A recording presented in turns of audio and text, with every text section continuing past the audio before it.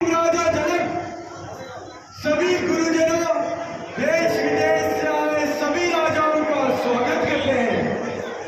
हमारे निमंत्रण का मान रखकर आप सब मिथिला पधारे हैं। आप सबको हमारा अभिनंदन।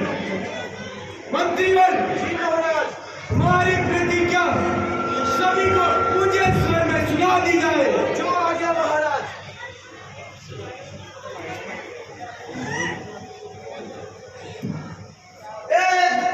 राज्यसभा में पधारे हुए सभी क्षत्रिय वीरों, आज आपके बल और पराक्रम की परीक्षा है। जिस किसी को अपनी वीरता पर भरोसा हो वो मैदान में आए और इस धनुष की बंधन चलाए। जो शक्य वीर इस धनुष की बंधन चलाएगा वह इस सीता का पति कहलाएगा।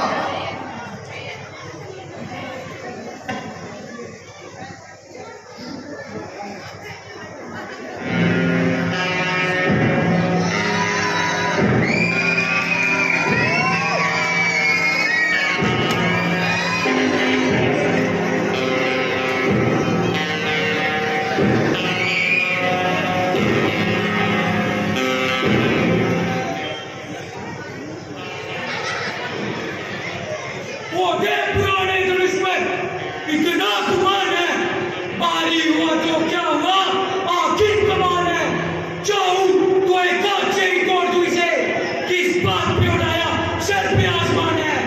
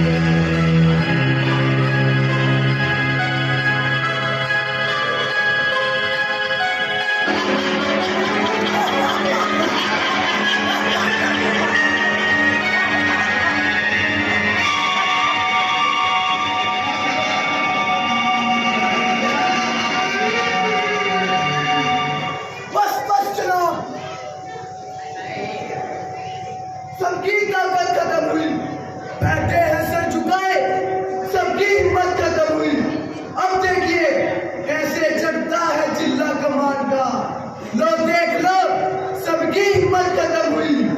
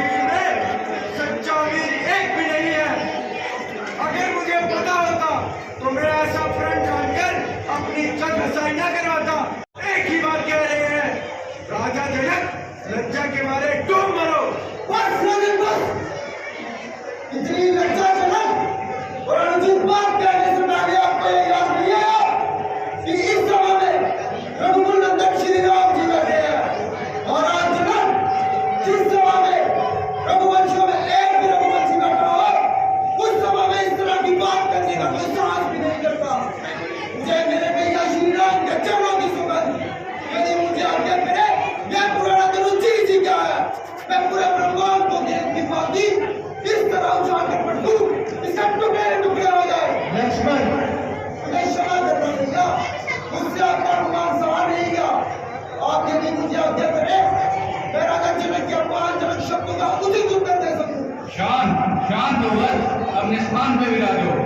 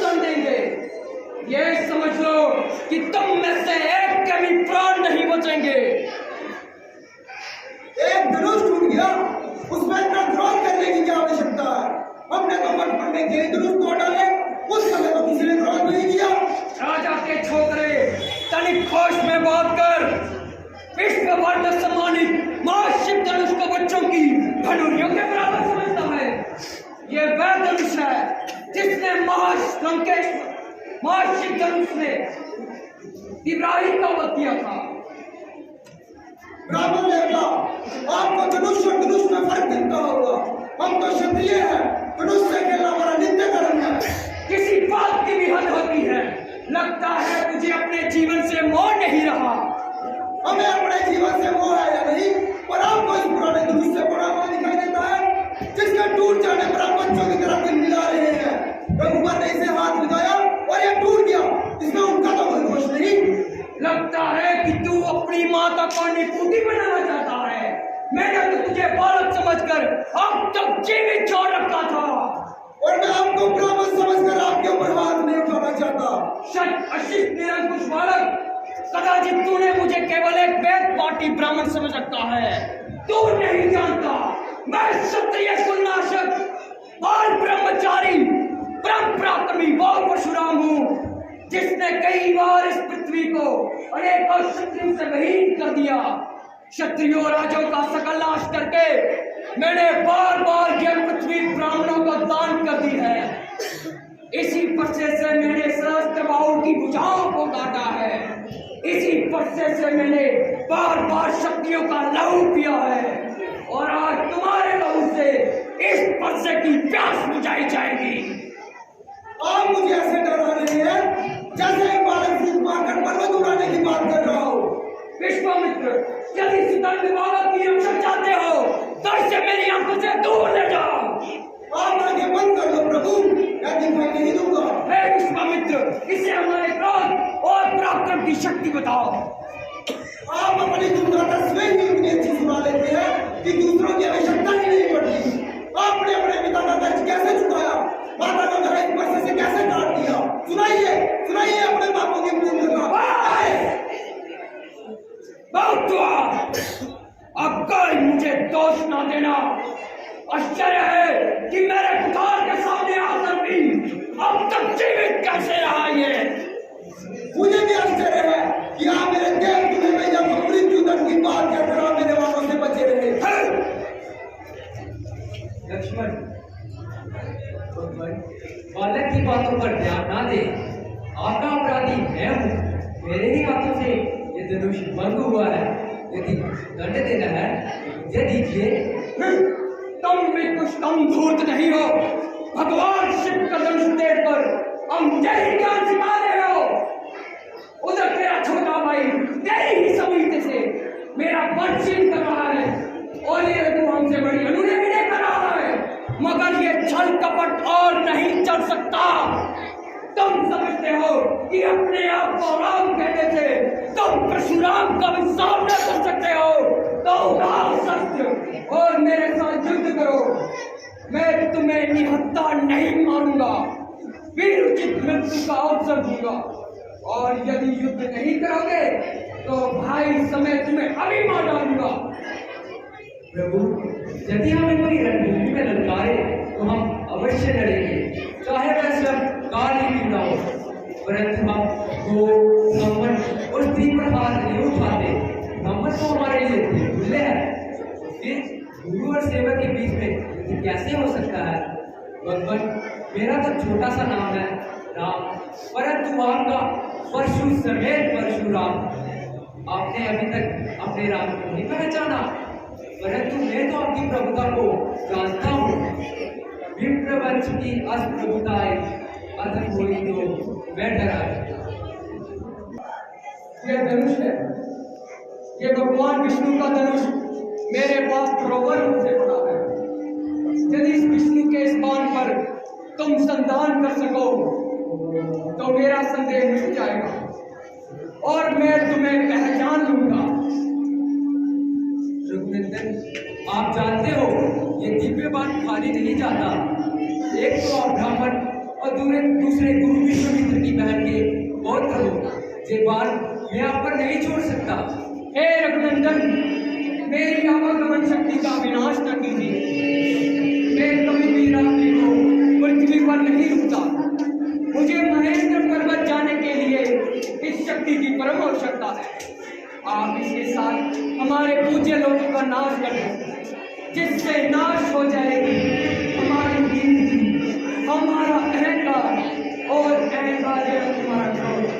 राम, इसे पूर्व दिशा की ओर छोड़ो।